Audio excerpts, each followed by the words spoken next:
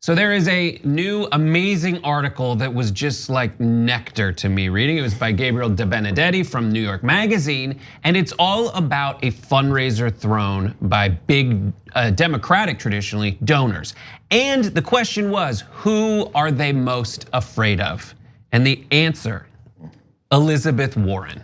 Should come as no surprise, but according to the article, he says, she would torture them, one banker told me. Yes. Warren strikes fear into their hearts, explained a New York executive close to banking leaders from both parties. So much fear that such investors often speak of the US Senator from Massachusetts, a former law professor and a consumer advocate, and those are like three huge things, as a co-front runner with Sanders. Quote, how do we come up with an alternative, asked one person at this big dinner thrown by two giant donors. So I'm gonna ironically refer to two bad guys here, but there's a little bit of, oh, you wanna see how the Warren administration is gonna go? Come and see. And I love the idea of Elizabeth Warren putting her hand on the shoulders of one of the bankers and going, so you think you're in charge? Okay, but in all seriousness, look, the reason why they're so afraid of her is because she fights for consumers. And these bankers rip off their consumers. So when Elizabeth Warren did the Consumer Financial Protection Bureau, she was protecting American citizens from the bankers. So there's a great book written, Best Way to Rob a Bank is to Run One, okay, or to own a bank. But it's in reality it's the executives that are running the bank but don't actually own the bank that have all the power and do this for their own benefit. And we saw it with Wells Fargo. They set up dummy accounts, charged you guys when you and totally and utterly ripped you off, let alone the bailouts, etc. And Elizabeth Warren holds them accountable. So they're literally terrified of her. Another quote is, quote, there's tremendous fear. I love that. I love that. Why do I love that? Because it's not like the right wing. The right wing instills fear. They are the actual bad guys because they instill fear by talking about, oh my God, it's the Latino immigrants that are coming in that are rapists and criminals and MS-13 and black people are this and then Muslims, we gotta totally ban them, fear, fear, fear. That's an illegitimate, irrational fear meant to divide us. What Elizabeth Warren and Bernie Sanders do is they bring people together and say, we're going to protect you. That's the job of the government with cops, fire department, military. And yes, the government is also supposed to protect you financially. That doesn't mean that you just get money. It just means protect you financially and don't let them rob you. And who doesn't want cops on the street? The robbers, right? And so these are the robber barons and they're not on the Republican side. The Republicans have their own robber barons. It's not like they're innocent. No, they have the same guys. But these are Democrats like Robert Rubin, Stephen Radner, Blair Efron. You've seen a lot of these guys, first of all, in Democratic administrations. Rubin was former Treasury Secretary. You've seen them all over TV.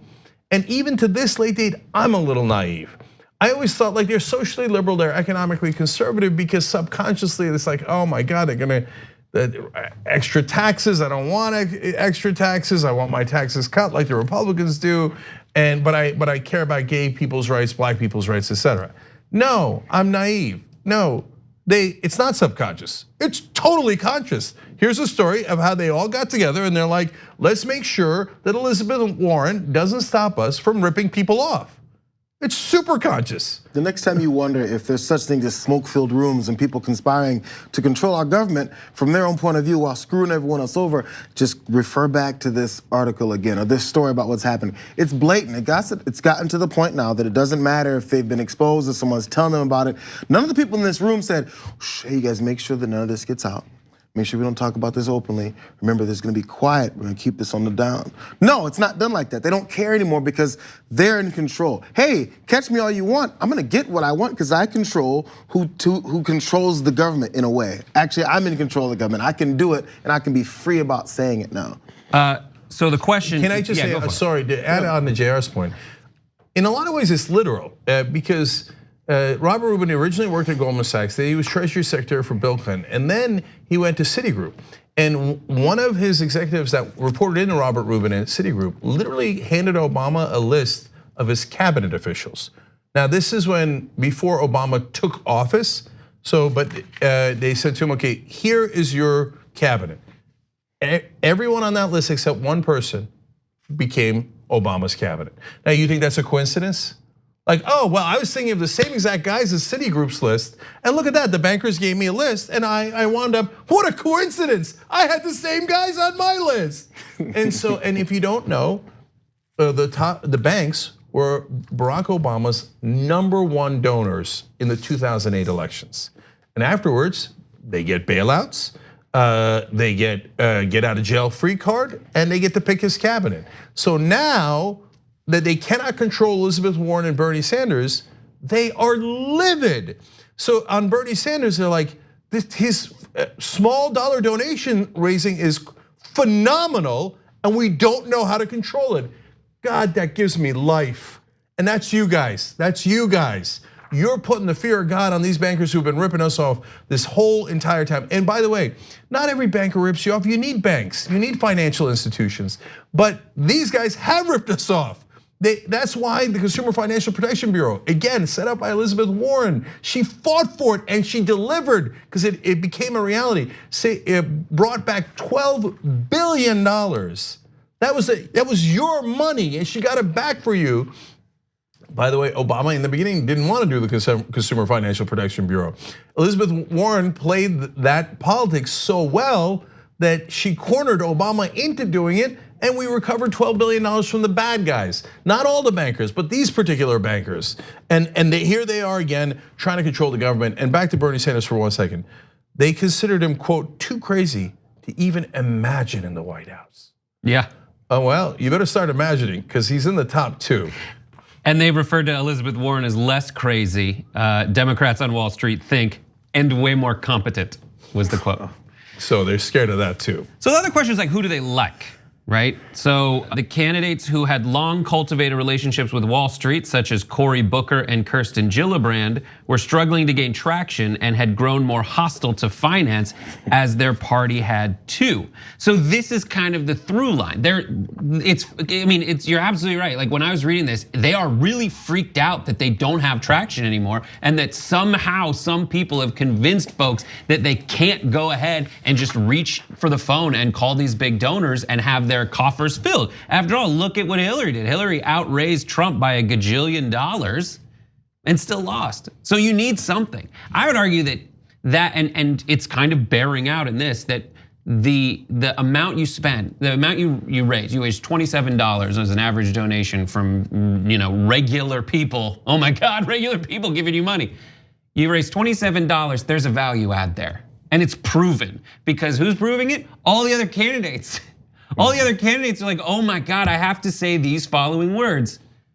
I have to swear off corporate PAC money. They have to say it, it's working. Van Jones, you pointed this out and you sent an email about it. Van Jones went on CNN to talk about a certain contingent of people in the Democratic Party's discourse that have a outsized influence right now that not enough people are talking about. This is video 13. And I don't think people understand the importance of the Justice Democrats. I mean, people talked about the Tea Party every day that they were on the scene. The Justice Democrats are as strong or stronger than the Tea Party. They are a major center of gravity in our party that doesn't get talked about enough. And why is Van Jones saying that? Because Justice Democrats did a pledge. The establishment, Democrats and media complain about litmus tests. Well, we do have a litmus test. You are not allowed to be bribed. Wow. Okay, what a crazy litmus test. So if you take corporate PAC money, you are not allowed to be a Justice Democrat. Alexandria Ocasio-Cortez is a Justice Democrat. Rashida Tlaib, Ayanna Pressley, Ilhan Omar, Ro Khanna, Pramila Jayapal, etc. And you know what? Guess who's the biggest fighters in Congress fighting for you guys, fighting against special interests? The ones that didn't take corporate PAC money. Wow, what a big surprise. I want to go back to Booker and Gillibrand for a second. Now, granted, Gillibrand's from New York, Wall Street's in New York, Booker's from New Jersey, but they also have taken a tremendous amount of money from Wall Street and actively defended Wall Street in the past. So Booker went out when Obama was running against Mitt Romney and defended Mitt Romney. He rushed on television and said, I can't believe Obama's criticizing private equity. Private equity is so wonderful. Now look, it doesn't mean that there aren't good private equity guys or even hedge funds, etc. But for him to come out there and defend the whole industry as if they've never done anything wrong, and by giving money to politicians, they're not trying to influence them.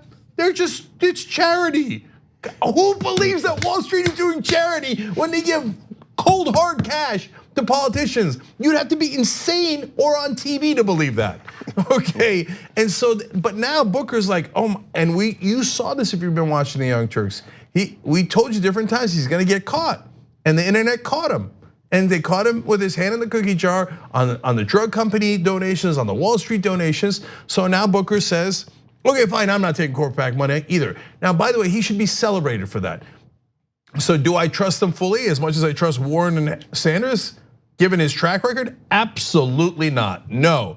But am I ecstatic that he's not taking corporate PAC money now? Yes, because now he's much more likely to represent his constituents in New Jersey, where he will remain as a senator.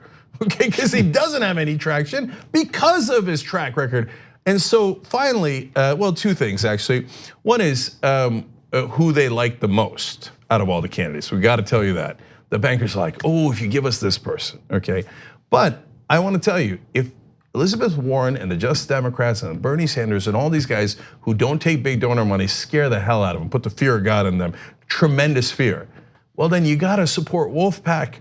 Because if you get the money out and you end all private financing, imagine what Congress would be like if they all represented us. End all of the private financing. It's insane that we allow private interests, including banks and oil companies, drug companies, defense contractors, gun companies, who literally have a profit motive if more people die, for-profit prisons have a profit motive in locking up American citizens, and we let them legally bribe politicians, get all the private financing out. wolf-pac.com/join. And by the way, every progressive candidate, you should demand that they are in favor of a constitutional amendment to end private financing. We have to go big on this issue. So now finally back to who they like the most. Kamala Harris. Told you from day one that it was always gonna be Kamala Harris. Now they're a little bit more confused. They're like, well, Mayor Pete's like, he looks like he's totally on our side. And Beto, they're like, he's a clean slate. And he appears to be a centrist. That's code word for banker friendly. But Kamala, it's always been Kamala. By the way, she's the #1 recipient of big donor money from former Obama and Hillary Clinton supporters, donors. There's one question that a lot of these folks ask, and there was one more quote that really stuck out to me in this whole article. There was an investment pro, a long history in Democratic politics, said, what matters more, my social values or my paycheck? So when you think about healthcare, when you think about separating children at the border, when you think about all of this social things, the environment, everything, your mortgage, your paychecks. How about yours? What they're thinking is, am I getting millions more, or am I going to worry about all these plebeians that are sitting around the bottom dying? They don't care. So when you listen to your candidate talk about social values and social agendas, think about who they're taking money from, and they're making the same decision. Am I worried about my paycheck or these social values? And we see what these guys choose, and they work for them. So last thing, I don't want to be misunderstood. Look, it doesn't mean Kamala Harris is a bad person, okay? So they think she would be most friendly to their interests. Doesn't mean they're right, and she might be a great senator from California. So just because you don't think, if you don't think that they're the #1 person that should be our candidate out of 19 different people, that doesn't mean that they're bad guys. It could mean, and now she's not taking corporate PAC money anymore either. They could still be wonderful senators. And obviously if you like their policies, that's fine too. But in terms of volunteering and donating, my rule is always, look, if you're gonna rely on small dollar donations, then we gotta have your back, because that means you're clean and honest. Because without us, meaning you guys, they can't win. So you see a story like this, so they're terrified of Bernie Sanders, but dismiss him out of hand, because they're like, no one I know in the banking community would like Bernie Sanders. That's crazy, okay? But they're most terrified of Elizabeth Warren. And Bernie does great in small dollar donations, and you should keep going. But Elizabeth Warren doesn't do as well as Bernie Sanders. So if you see how worried they are about her policies and her competence, well, then you got to step up to the plate. And I predicted that Elizabeth Warren would go up in the polls based on her recent policy proposals. Because what the knuckleheads on TV can't understand, I literally said it all over Washington this weekend. And they're like, Warren, she's not gonna rise, is she? Why would she rise? I'm like, have you seen her policy proposal? Like, oh, policy, the American people don't care about policy. Guess what? She moved from 6th to 3rd. She's now 3rd behind Biden and Bernie Sanders. Told you, but these folks running on small dollar donations need those. So go to their websites and if you believe in them, show it. The TYT Plus app is now available on iOS and Android. Download to get more TYT content at tyt.com/app.